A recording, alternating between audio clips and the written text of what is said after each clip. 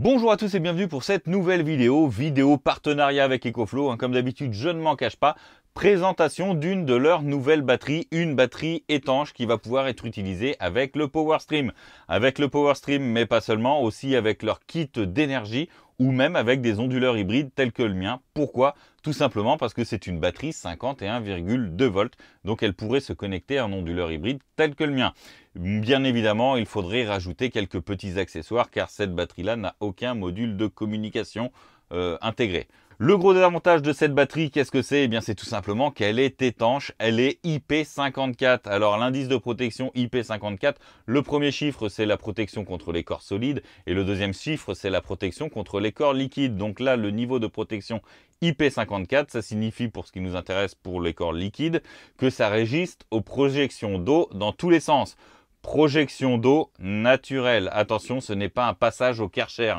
Il y a des éclaboussures, c'est bon, il n'y a pas de souci, l'eau ne va pas pénétrer. Voilà, donc c'est fait pour une utilisation à l'extérieur, mais attention, on passe pas ça au Karcher, il faut le préciser. Bien évidemment, avec le temps pourri qu'on a eu ces derniers temps, j'ai eu à maintes reprises l'occasion de tester la protection contre la pluie, étant donné que moi, elle était branchée, elle était dehors. Certes, un petit peu abritée par le panneau solaire, mais elle a mangé de la flotte et il n'y a eu aucun souci. Je vous ai fait 2-3 petites vidéos, 2-3 petits clichés.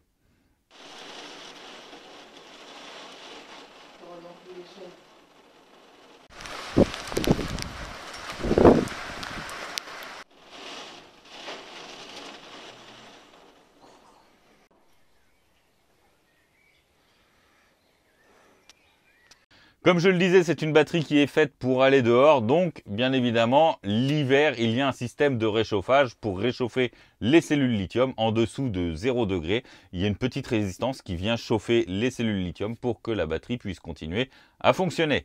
Il existe deux modèles, il existe des modèles de 2 kWh, c'est ce que vous avez là devant l'écran, et un modèle plus gros de 5 kWh. Il faut savoir que les batteries peuvent être empilées les unes sur les autres à hauteur de 3 maximum. Ça, c'est limité par leur kit d'énergie. Il y a 3 prises, donc on peut mettre que seulement 3 batteries sur le kit d'énergie. Si vous êtes là, je pense que vous êtes plutôt PowerStream, donc il n'y a pas de souci. Une batterie, un PowerStream. Il faut savoir que les batteries peuvent être accrochées au mur via des petits crochets qui sont fournis. Des crochets comme ça. Là, vous avez des inserts de chaque côté. Vous venez vous visser dans la batterie, cette partie-là, vous la fixez au mur et la batterie peut être suspendue au mur. Le kit est fourni dans la batterie. Pour raccorder la batterie au PowerStream, eh bien, il va vous falloir un câble. C'est le câble BKW Delta Pro. Et oui, c'est la connectique de la Delta Pro. Et de l'autre côté, eh bien, c'est la connectique PowerStream. Voilà, le câble va venir se mettre au-dessus et on va voir ça tout de suite un petit peu de quoi est composée cette batterie. Sur la façade avant, qu'est-ce que l'on va retrouver? On va retrouver un bouton marche arrêt. Là, on a le pourcentage de batterie. Il y a aussi d'autres indications qui peuvent apparaître à l'écran telles que protection de température haute, température basse, mode chauffage pour la batterie. Voilà, il y a différentes choses. Je vous mets un petit peu le listing là. Et c'est tout ce qu'on a sur la face avant. Sur les côtés, comme je le disais, de chaque côté, des inserts pour pouvoir mettre les crochets pour suspendre la batterie. Et l'autre chose qui va être intéressante, ça va être tout simplement au-dessus. Au-dessus, on se retrouve avec un fusible 225 ampères ici. Et là, on se retrouve avec la prise pour pouvoir brancher la batterie au PowerStream ou à l'environnement EcoFlow. Voilà. La prise vient se mettre ici. Il n'y a vraiment pas de souci. C'est très simple. C'est du plug and play comme d'habitude. Clap, on clipse et voilà, c'est branché. Alors j'espère que l'image va pas trop trembler, je vois la caméra qui bouge beaucoup. Et voilà, et il suffira de brancher l'autre extrémité au PowerStream. Je voulais vous le faire à l'extérieur, mais le problème c'est que là il y a une course de vélo, tout ça, il y a un bruit pas possible, donc malheureusement je ne pouvais pas tourner à l'extérieur. Voilà, c'est tout ce que l'on retrouve. Comme on peut voir, c'est très épuré. Oui, tout simplement parce que c'est vraiment juste une batterie. On a l'habitude d'avoir des batteries avec des ports USB, des trucs comme ça, enfin des stations de chez EcoFlow. Là, c'est vraiment que la batterie. Ça s'apparente vraiment beaucoup à l'extra batterie Delta 2 que j'ai pu vous présenter précédemment. Comme vous avez vu, le raccordement est très simple. La communication se fait via ce câble-là aussi. Vous retrouvez les petites pins de communication. Et comme je le disais au tout début de la vidéo, il n'y a vraiment aucun module de communication pour dialoguer directement avec l'application de chez EcoFlow. Tout va se passer par le PowerStream. C'est le PowerStream qui va récupérer les informations de la batterie pour ensuite pouvoir les afficher sur l'environnement EcoFlow. Voilà.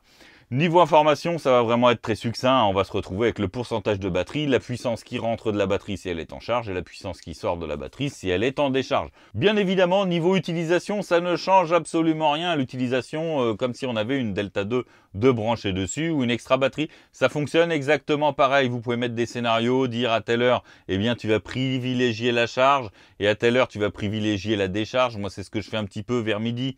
Il y a mon chauffe-eau qui se met en route. Pour pas être embêté à devoir couper des appareils parce que l'onduleur hybride, il est bridé à 5 kW, machin. Le matin, je stocke l'énergie et à partir de midi, je renvoie l'énergie. Comme ça, j'ai d'office 800 watts qui sont refournis par le PowerStream. Autre avantage aussi, eh bien, c'est tout simplement que beaucoup de personnes se sont rendues compte que le PowerStream, lorsqu'il chauffe, eh bien, il réduit sa puissance afin d'éviter la surchauffe. C'est tout à fait normal, mais c'est un petit peu embêtant parce qu'au lieu de monter jusqu'à 800 watts, on se retrouve plus qu'à 600 watts de puissance. Eh bien, avec un scénario comme ça, stocker l'énergie le matin, le PowerStream chauffe beaucoup moins, ce qui fait qu'à midi, j'ai vraiment les 800 watts eh bien, qui sont nécessaires pour bien subvenir à la consommation du foyer lorsque j'ai le chauffe-eau qui se met en route, que j'ai le lave-vaisselle qui tourne, que j'ai le sèche-linge qui tourne par exemple. Voilà, ça permet vraiment ça d'équilibrer un petit peu ma consommation et de pallier ma limite de 5 kW de mon onduleur principal. Comme vous pouvez le voir, changement de décor. Pourquoi? Eh bien tout simplement parce que cette vidéo est divisée en deux parties et la deuxième partie, au montage, je me suis rendu compte que mes explications n'étaient pas top, pas super claires. Il aurait fallu que je fasse beaucoup d'annotations, beaucoup de montage scabreux pour donner un truc à peu près potable. J'ai préféré tout virer et tout recommencer. C'est pour ça que le décor change. Quelle va être la deuxième partie de cette vidéo? Eh bien, ça va être l'annonce d'un partenariat qui va arriver là début juin. Ça va arriver, partenariat entre quoi? Entre EcoFlow et Shelly. Shelly, pour ceux qui ne connaissent pas, c'est une entreprise qui fabrique et qui commercialise des capteurs de mesure de puissance. C'est un truc qu'on met généralement dans le tableau électrique et ça permet de mesurer la puissance d'un circuit électrique. Et l'arrivée de ce partenariat, c'est, je pense, une chose qui est attendue par beaucoup de monde depuis très très longtemps. Pourquoi? Je rappelle le fonctionnement du PowerStream. Vous avez le PowerStream pour réguler la puissance de sortie. Vous avez le choix entre deux options. Les smart plugs à mettre sur les appareils énergivores. Le problème, c'est que le smart plug n'est pas donné. Et puis, si on multiplie par le nombre d'appareils, la facture monte très très vite. Ou vous pouvez opter, en parallèle des smart plugs, de mettre un petit talon de consommation. Dire au PowerStream, tu réinjectes en permanence 100-150 watts. C'est ce que la maison consomme à vide en gros. Le désavantage de ce système-là, c'est que si on estime mal son talon de consommation, on peut soit réinjecter sur le réseau ou soit acheter sur le réseau alors que l'on aurait pu produire l'énergie suffisante. De même, le talon de consommation n'est jamais le même. Il y a tout le temps des petites fluctuations, des petits trucs comme ça. Donc c'était un petit peu embêtant de ne pas avoir un système qui mesure la consommation totale de la maison.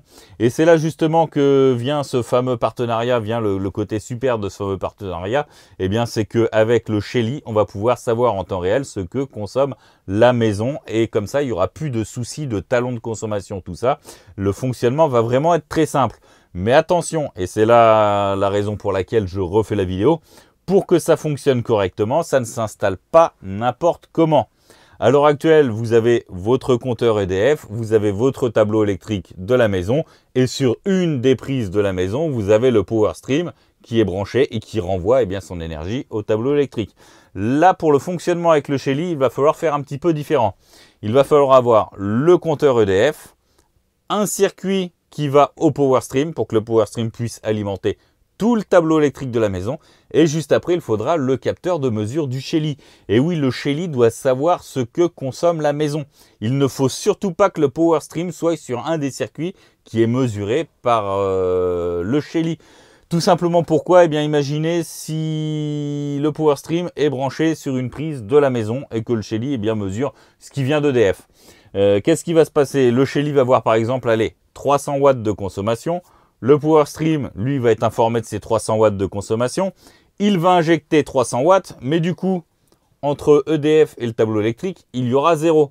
Donc du coup, le Shelly va dire, ça ne consomme plus rien. Le PowerStream va se mettre à 0. Du coup, on va retirer 300 watts. Voilà, c'est un peu le serpent qui se mord la queue. Il faut vraiment faire attention parce que si c'est mal placé, ça ne fonctionnera pas. Donc je le redis, l'installation idéale, c'est quoi? Compteur EDF, arrivée électrique du PowerStream, comptage d'énergie du Shelly, tableau électrique. Voilà.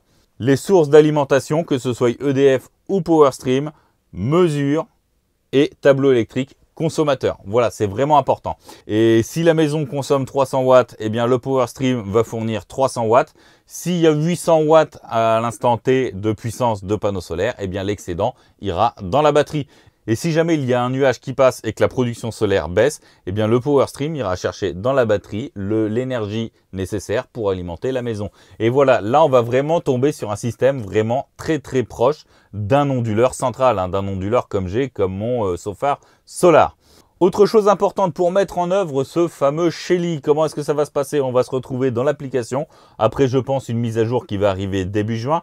Et on va pouvoir choisir entre les Smart Plug ou Smart Meter. Vous choisissez Smart Meter, ça va vous renvoyer vers une page qui va demander de faire le pont entre Shelly et EcoFlow. Vous rentrez vos identifiants, machin, tout ça. Vous allez retrouver le Shelly en question, hein, le Shelly 3EM pour l'instant. Pour l'instant, il n'y a que celui-là qui fonctionne, mais apparemment, ça va être ouvert aux autres types de Shelly. Vous faites le lien et voilà, le PowerStream va fonctionner avec le Shelly. Attention, si le PowerStream fonctionne avec le Shelly, il ne fonctionne plus avec les Smart Plug. Mais ça, c'est valable pour un PowerStream. Vous pouvez avoir un PowerStream qui va fonctionner avec les Smart Plug pour alimenter frigo, lave-vaisselle, tout ça. Comme ça, il va donner tout le temps un petit peu de puissance, mais pas trop. Ça va éviter les problèmes de chauffe que l'on peut rencontrer ou lorsqu'il chauffe de trop, il se bride. Et vous pouvez avoir un deuxième PowerStream qui, lui, va fonctionner avec le Shelly et qui va faire l'appoint du reste. Hein, avant, on avait Smart Plug et talon de consommation qu'on estimait. Là, on peut faire un PowerStream qui fonctionne avec les Smart Plug et l'autre PowerStream qui, au lieu de fonctionner avec un talon de consommation un petit peu arbitraire, un petit peu choisi au hasard, qui va fonctionner avec le Shelly. Et voilà, par exemple, votre maison consomme 800 watts.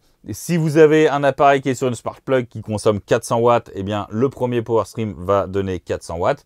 Et le deuxième PowerStream, il va donner les 400 watts restants. Et ça, c'est très bien, ça va éviter qu'il ne chauffe de trop. Et comme ça, lorsqu'il y aura besoin de pleine puissance, ils seront froids et ils seront capables de donner toute la puissance nécessaire. Bien évidemment, l'utilisation de ce fameux module Shelly est vraiment utile que si on utilise une batterie. Hein. Le but, c'est au lieu de renvoyer de l'énergie sur EDF, on récupère l'énergie et on le stocke dans la batterie. Voilà, j'espère que les explications sont plus claires que la première mouture. Je vais le voir au montage. Si jamais vous avez besoin de précision, n'hésitez pas à laisser des commentaires, hein, comme d'habitude. Hein, vous le savez. N'hésitez pas à laisser des pouces levés et je vous dis à la prochaine pour une autre vidéo.